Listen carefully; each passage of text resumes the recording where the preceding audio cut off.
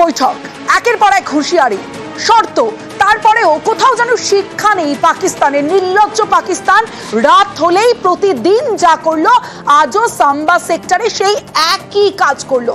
সাম্বা সেক্টরে প্রধানমন্ত্রী হুঙ্কার দিল, তারপরেও নির্লজ্জ পাকিস্তান। জম্মুর সাম্বা সেক্টরে ফের ড্রোন হামলার চেষ্টা আখনুরেও। জম্মু কাশ্মীরের বিভিন্ন জায়গায় ব্ল্যাকআউট। সরাসরি চলে যাব, মৈত্রী ভট্টাচার্য রয়েছে আমার সঙ্গে, মৈত্রীর সঙ্গে কথা বলবো। তার আগে ঠিক যেই মুহূর্তে এই ঘটনা ঘটে, ভারত তার জবাব দেয়, সেই মুহূর্তের ছবিটা দেখাচ্ছি আপনাদের।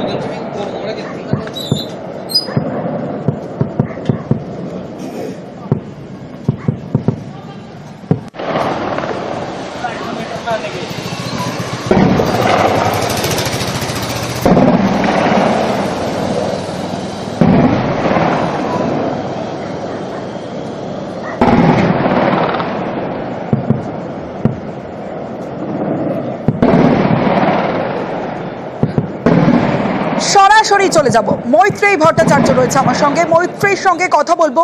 মৈত্রী, এত কিছু হলো, তারপরেও কোথাও যেন শিক্ষা নেই পাকিস্তান। কি চাইছে পাকিস্তান, এটাই এখন সব থেকে বড় প্রশ্ন।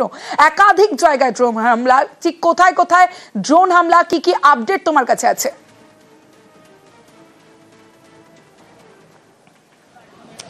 দেখো, এই মুহূর্তে আমরা রয়েছি রাজৌরিতে এবং আমরা বিভিন্ন স্থানীয় সূত্র মারফত এবং আমাদেরও চোখে এখানেও একটি বেশ কয়েকটি ড্রোন ধরা পড়েছে এবং মূলত সাম্বা সেক্টরে একেবারে প্রপার ইন্টারসেপ্ট করার ছবি ধরা পড়েছে এবং সেনাবাহিনীর তরফ থেকেও কিন্তু সেটা স্বীকার করা হয়েছে যে 9টার কিছু পরে, অর্থাৎ প্রধানমন্ত্রীর বক্তব্য শেষ হওয়ার কিছুক্ষণের মধ্যেই সাম্বা সেক্টর, যেখানে ইন্টারন্যাশনাল বর্ডার বা ভারতীয় সীমান্ত রয়েছে, সেই ইন্টারন্যাশনাল বর্ডার থেকে কিছু পাকিস্তানি ড্রোন আসতে দেখা যায় এবং ভারতের এয়ার ডিফেন্স সিস্টেমের তরফ থেকে সেই সমস্ত ড্রোনসকে আইডেন্টিফাই করা হয় এবং ইমিডিয়েটলি ইন্টারসেপ্ট করে তাদেরকে গান ডাউন করা হয়েছে। সেনাবাহিনীর তরফ থেকে জানানো হয়েছে যে কিছু সংখ্যক ড্রোনস, পাকিস্তানি ড্রোন, তারা ভারতের সীমান্তের মধ্যে চলে এসেছিল এবং তাদেরকে ইন্টারসেপ্ট করা হয়েছে। যদিও এখন আতঙ্কের কোনো কারণ নেই বলে সেনাবাহিনীর তরফ থেকে জানানো হয়েছে। এছাড়াও আমরা বেশ কিছু জায়গা থেকে গ্রাউন্ড রিপোর্টস পাচ্ছি, একেবারে গ্রাউন্ড সূত্র থেকে, নওশেরা, রাজৌরি সহ একাধিক জায়গায়। রাজৌরিতে আমরা এই মুহূর্তে উপস্থিত রয়েছে এবং রাজৌরিতেও কিন্তু আমরা জানতে পারছি যে বেশ কিছু ড্রোন দেখা যাচ্ছে। যদিও এই বিষয়ে, অর্থাৎ সাম্বা ছাড়া অন্যান্য যে সেক্টরগুলি রয়েছে সেই সমস্ত জায়গায় যে ড্রোন দেখা যাচ্ছে সে বিষয়ে এখনো পর্যন্ত সেনাবাহিনীর তরফ থেকে কিছু কনফার্ম করা হয়নি, তবে এটা নিশ্চিত এবং সেনাবাহিনীর তরফ থেকেও এটা কনফার্ম করা হয়েছে যে গত মাঝখানে 24 ঘন্টার বিরতি ছিল, কিন্তু তারপরে আবারও আজ পাকিস্তানের ড্রোনকে দেখা গিয়েছে ভারতীয় এয়ার স্পেসে। এবং সেখানে সবথেকে বড় প্রশ্নটা উঠছে, যখন দুপক্ষের ডিজিএমের মধ্যে কথা হয়ে গেছে এবং এই সিদ্ধান্ত হয়ে গেছে যে ভারতীয় কোনো পক্ষই কোনো সিভিলিয়ান এলাকায় বা এসকালেট করবে না, অর্থাৎ সামরিকভাবে কোনো রকমভাবে কোনো এসকালেট করা হবে না, সেই পরিস্থিতিতে দাঁড়িয়ে পাকিস্তানের তরফ থেকে এই উস্কানি দেওয়া কেন এবং এর পিছনে কি পাকিস্তানের অন্য কোনো অভিসন্ধি রয়েছে কিনা, সেই প্রশ্নটাও কিন্তু বারবার করে উঠছে। তমশ্রী, সঙ্গে থাকো মৈত্রী, কারণ আজ যখন প্রধানমন্ত্রী নরেন্দ্র মোদী জাতির উদ্দেশ্যে ভাষণ দিয়েছিলেন ঠিক রাত 8টায়, তখন স্পষ্ট ভাষায় প্রধানমন্ত্রী তিনি বলে দিয়েছিলেন অপারেশন সিঁদুর বন্ধ হয়নি, পাকিস্তানের উপর কড়া নজর ভারতের, পাকিস্তান হামলার চেষ্টা করলে ছেড়ে কথা নয়, সামরিক বিরতির আর্জি জানায় পাকিস্তানি। কি বলেছিলেন প্রধানমন্ত্রী, শোনাবো।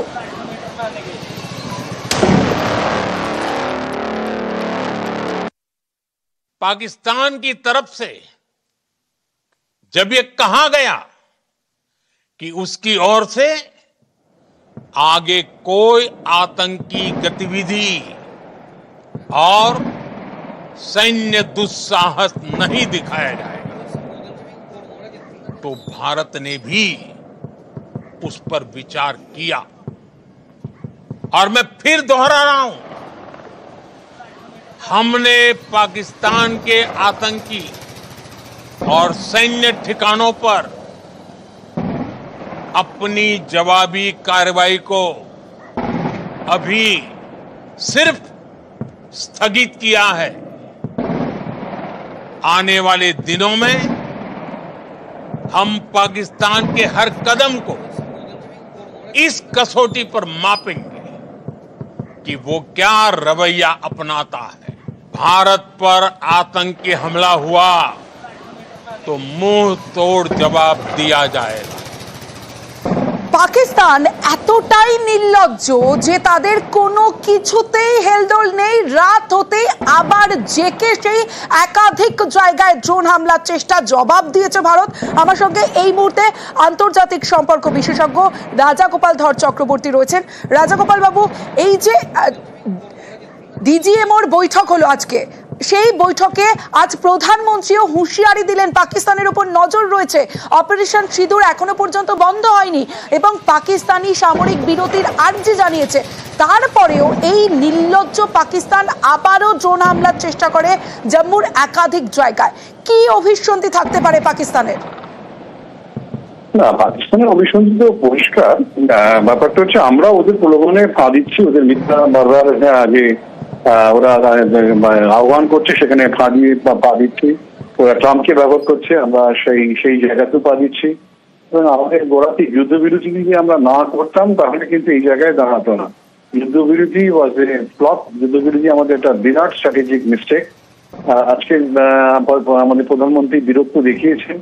এই বীরত্বটা ভাষণে না করে কাজের মধ্যে দেখাতেই হবে। এবং আজকে যখন ওরা ড্রোন ছুড়েছে তার জবাব ওদেরকে জানানো দরকার। আমরা ড্রোন কিন্তু ছুড়বো না, এরপরে যেটা ছুড়বো তোমরা কিন্তু বিপর্যয়ে পড়বে। এই ড্রোন এই জায়গায় এইভাবে এসেছে, তার বিস্তারিত ডকুমেন্ট যেটা আমরা জানিয়েছিলাম প্রেস কনফারেন্সের মাধ্যমে, একইভাবেই কিন্তু আগামীকালই জানানো দরকার সারা বিশ্বের কাছে যে পাকিস্তান কি করেছে আবার। সুতরাং এখন এইভাবে যদি আন্তর্জাতিক লেভেলে সব জানানো যতটা পারা যায় লাভ নেই ভারতের পক্ষে। সেভাবে কেউই হয়তো আসবে না। পাকিস্তানের কাছে দেখা যাচ্ছে, যেটা আমরা দেখলাম, আমেরিকা আমাদের পক্ষে থাকলেও সে কিন্তু পাকিস্তানের পক্ষেই থাকছে। কারণ পাকিস্তান হচ্ছে একটা ভাড়াটে দেশ, যখন যা পয়সা পাওয়া যায় তার পক্ষেই থাকে। অতীতেও তারা আমেরিকার সঙ্গে থেকেছে, আর চায়নার সঙ্গেও থেকেছে, আবার সে আমেরিকার দিকেও ফিরে যেতে পারে। সুতরাং পাকিস্তান কি করবে সেটা বোধগম্য, ভাড়াটের যা কাজ হয় তাই করবে। সুতরাং আমেরিকার ভরসায় না থেকে ভারতবর্ষ এখন পরিষ্কার, আমি বলছি না আজকালকে থেকে আবার নতুন করে যুদ্ধ, কিন্তু যখন যেটা জানিয়ে দেওয়া হোক এবং এরপরেও যদি ড্রোন ছড়ে, আমার মনে হয় পাক অকুপায়েড কাশ্মীরটাকে যদি সেখানে যদি তীব্র আক্রমণ করা হয় তাহলে ওরা জবাব পাবে না, হলে জবাব পাবে না। এবং ওদের যাবতীয় আরো যেভাবে আক্রমণ হয়েছিল, যেটা আক্রমণের আমাদের অপারেশন সিন্দুরের নতুন করে ফিরিয়ে আনা, সেটাই বোধহয় একমাত্র পথ। এই ভাষা ওরা বোঝে, অন্য কোনো ভাষা বোঝে না। হ্যাঁ, বেশ, অনেক ধন্যবাদ আপনাকে। এই মুহূর্তে আমাদের সঙ্গে রয়েছেন অবসরপ্রাপ্ত কর্নেল কৌশিক সরকার। কর্নেল সরকার, এত বৈঠক, তারপরে প্রধানমন্ত্রীর হুঁশিয়ারি, পাকিস্তান যদি আবারও এই কাজ করে পাকিস্তানকে ছেড়ে কথা বলা হবে না, তারপরেও এই উস্কানি, পাকিস্তানের একাধিক জায়গায় ড্রোন হামলার চেষ্টা, আজ রাতে কিছুক্ষণ আগের ঘটনা, এবার ভারতের কি করা উচিত? দেখুন, পাকিস্তানকে যে ট্রাস্ট করা যায় না এই কথাটা আমরা অনেকবার বলেছি, জানি এবং সবাই জানে সেটা। You can't trust them. ওরা আজ প্রোব করার চেষ্টা করছে ওই সাম্বা সেক্টর, অমৃতসর, এই সেক্টরগুলোতে যেখানে ওরা ড্রোন হামলাটা করেছে, আবার নতুন করে ওরা প্রোব করে দেখার চেষ্টা করছে প্রিপেয়ারনেস অফ ইন্ডিয়া। কিন্তু এটা বুঝতে পারছে না যে এরপরে যদি ইন্ডিয়া আবার স্ট্রাইক করে, they will finish off Pakistan. ওরা যদি আবার স্ট্রাইক করে, ইন্ডিয়া যদি আবার একটা যে রিজলভটা নিয়েছেন প্রধানমন্ত্রী আজকে যা বলেছেন, তারপরেও যদি এরকম উস্কানি করে, এরপরে তো ইন্ডিয়ার আর কোনো রাস্তা নেই। ইন্টারন্যাশনাল কমিউনিটিকে বলো, একে বলো, ওকে বলো, সবাইকে বলে তো আমরা দেখে নিয়েছি। তারা সবাই কিন্তু পাকিস্তানকে কিছু বলার দেখি জায়গা রাখে না। তারা কিন্তু উল্টো আমাদেরকেই বলে তুমি চুপ করে যাও, তুমি সিজফায়ার করো, আর তো বাকি দেখা যাবে কি হবে। কিন্তু আমরা কিন্তু ওই চাপে আর আসবো না। আমার যেটা ধারণা, এবারে কিন্তু পাকিস্তান যে ভাষাটা বোঝে সেই ভাষাতেই তাকে উত্তর দিতে হবে এবং সেইভাবেই আমাদেরকে দেখতে হবে কিভাবে আগের নেক্সট স্টেপটা নেওয়া যায়। বেশ, অনেক ধন্যবাদ আপনাকে।